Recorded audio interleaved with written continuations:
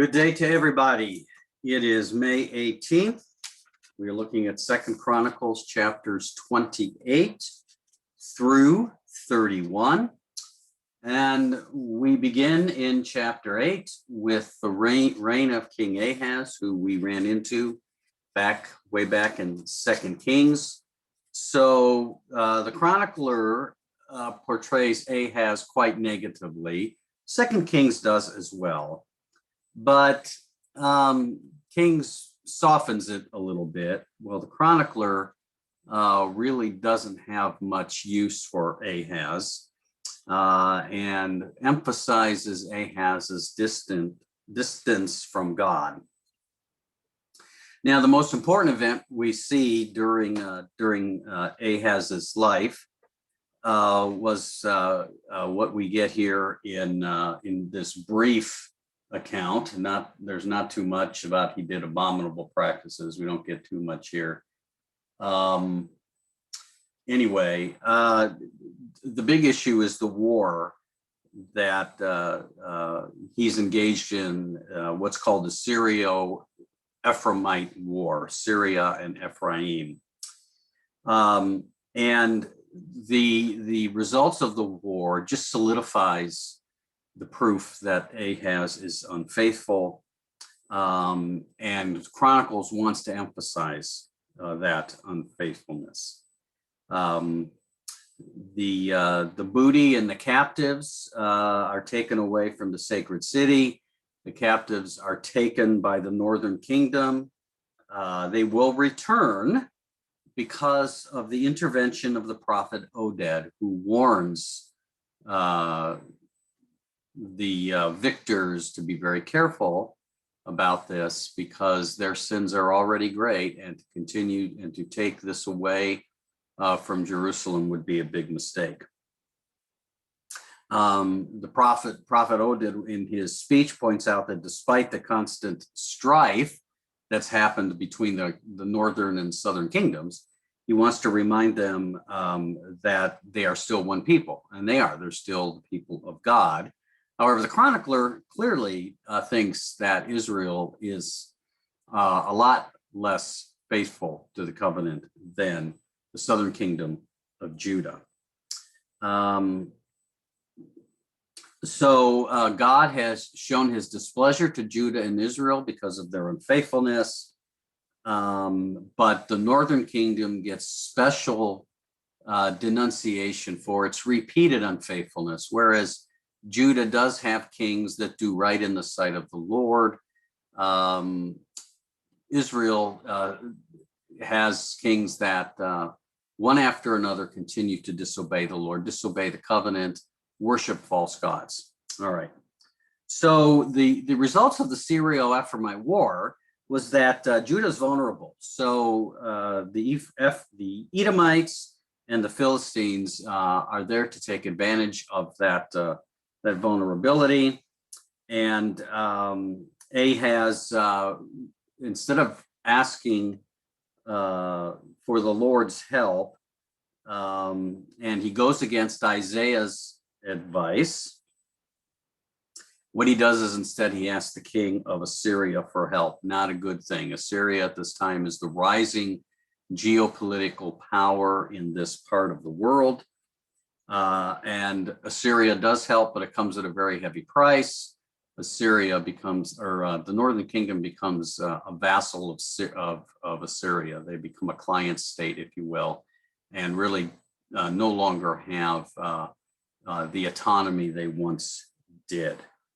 The temple of God is shut down, and unfortunately the worship of Baals ensues. Now, it's possible that Ahaz even used the temple to worship pagan deities. I think I just said Ahaz in the northern kingdom. I mean Ahaz in the southern kingdom. That the northern kingdom too is going to have its problems with Assyria and will be eventually be taken into exile. But Judah survives, but it's kind of a client state. It's kind of a vassal, a puppet state of the empire of Assyria.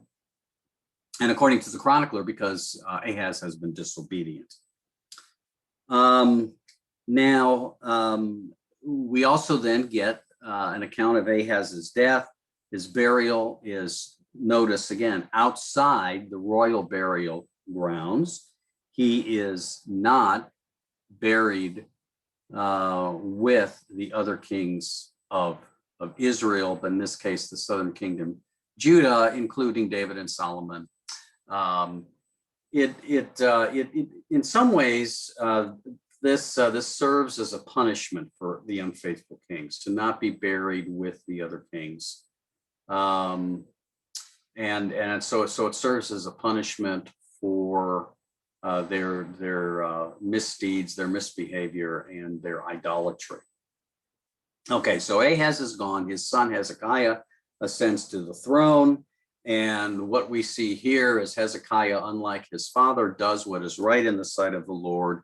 And he begins the process, and it goes into great detail of purifying the temple and getting the temple ready. And in fact, the chronicler here gives us added detail that 2 Kings does not. So Hezekiah gives this speech in the first part of chapter 29. And what we see here again is a revelation of the chronicler's theology, and it basically can be summarized as the sins of the people have brought down the ire, the anger of God upon the people, but reconciliation is still possible. It's always possible. God is ready to forgive if the people return. And so Hezekiah becomes the divine agent, the divine representative of that reconciliation. And so you get a lot of sacrifices for the rededication of the temple. What's important to note here is that the instructions for sacrifice, how the sacrifices are carried out, do conform to the law of Moses, do conform to how the sacrifices are offered. We see this in Leviticus 6, we see it in Numbers 18. So again, here you have, through Hezekiah's leadership, the temple being rededicated and purified and rededicated, and that the priests and Levites are carrying out their duties according to the instructions of the law. Now you get a Passover celebration. So when you read Exodus 12, you get the impression that Passover is a private celebration, in that it is supposed to be celebrated in the homes of families. So families celebrate the Passover. That's what happens today. In Judaism, Passover is celebrated in homes. But here it is a public festival. And part of the reason for that is that the Passover hasn't been celebrated in a long, long time. Remember, we've talked about this before, but in order for these kinds of things to continue in this culture, where the average person is going to learn and remember things by what they're told, because they don't have reading material, they don't have the copies of the Torah in their house, you depend upon the priests and the Levites to teach this, to keep it before the people. Well, if they don't, if you have kings worshiping false gods, and you have priests and Levites also doing the same thing, and you don't continue to pass along the traditions and the instructions, it doesn't take too long, not even a generation actually, for people to forget and neglect these celebrations. So Passover hasn't happened in a long time. So Passover is here used by King Hezekiah, is a feast to bring a celebration to bring together all of Israel, including those in the northern kingdom. And so letters are sent out to everybody to come to Passover, to come to the temple to celebrate Passover. And it's really not so much as an invitation to celebrate the Passover meal as to come return to the Lord at the temple on Mount Zion. You do get some refugees from the northern kingdom who return. They are impure. In other words, they haven't purified themselves for celebration of Passover according to law. They probably don't know how to do that. And we get an interesting thing here. Hezekiah offers a prayer to God, asking God to pardon these who have come to celebrate, and basically saying, they don't have all this straight. They're not doing what they should have done according to the law. They probably don't know it. But Hezekiah is saying, you know what, their heart's in the right place. So God, please pardon them. So here we have an overt example of how the internal disposition of a human being is important, even though the internal and the external are not matching up. So Hezekiah offers this prayer for God to pardon, because these people have come to worship, they've come to return to you, God, and it's been a long time, and so there's no doubt they don't have everything right. I find this to be just a wonderful, touching moment.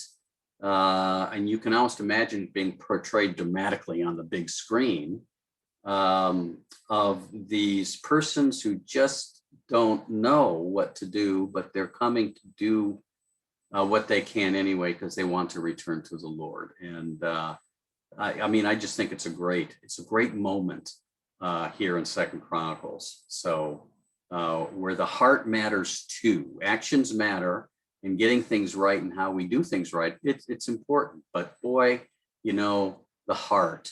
We all know, we've said at times, and it's also been true of us, that maybe something doesn't come out the way it should, but we say, her heart was in the right place, or his heart was in the right place. I think that's what's going on here, and I really like that.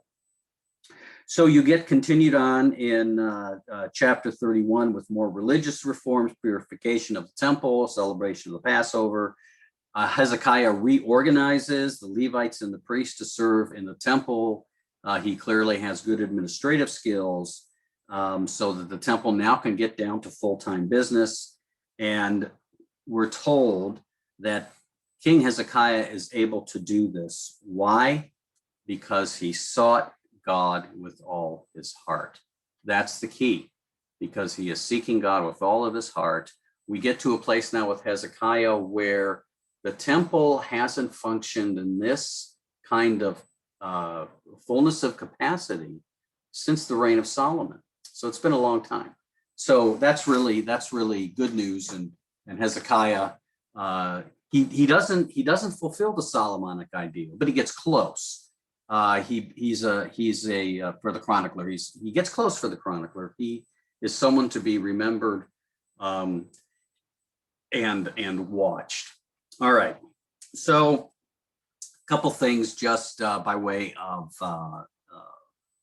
looking, just a couple specifics from the big picture. We noticed at the beginning of chapter 28, King Ahaz, he definitely is not obedient. He does not do what is right in the sight of the Lord. And verse 2 says he walked in the ways of the kings of Israel. So for the chronicler, this is not a compliment. If you say of a king of Judah, he walked in the ways of the kings of Israel, this is not good. He walks in the ways of King Ahab. Okay, but he noticed the detail of his sin. He made cast images for the Baals, and he made offerings in the valley of the son of Hinnom, and made his sons pass through fire. He engaged in child sacrifice. The valley of the son of Hinnom, the valley of Hinnom, as it will be known in Jesus's day, is right south of Jerusalem, and it is traditionally the place where the god Moloch was worshipped and child sacrifice was offered, that even Solomon offered some of his children as sacrifices to the Lord. So when you get this, when you get the Old Testament writers highlighting the issue of child sacrifice, this is as low as any king can go when it comes to immorality, when it comes to rejection of God and the covenant, and the rejection of the law, because child sacrifice, which is so common in the ancient world, is forbidden in ancient Israel. So this is as low as you can get.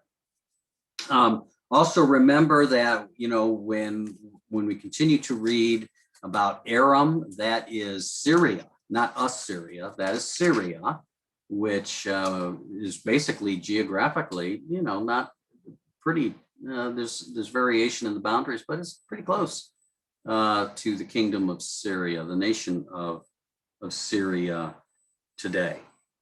All right, so I think that's the last thing that I want to say. Let's see. Yeah, I think I